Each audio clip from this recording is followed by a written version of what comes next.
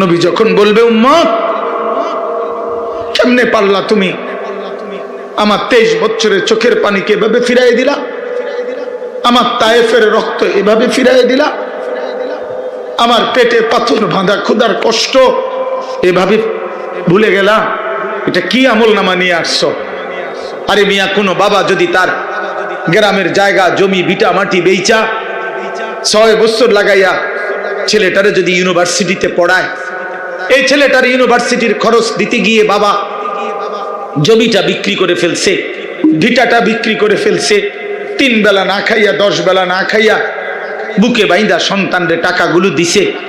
6 বছর পরে যদি রেজাল্ট আসে ছেলেটা ফেল, ফলাফল যদি আসে ফেল করছে, এই বাপ কি পরিমাণ কাঁদবে বলো ভাইয়া? এই বাপ কি পরিমাণ কাঁদবে?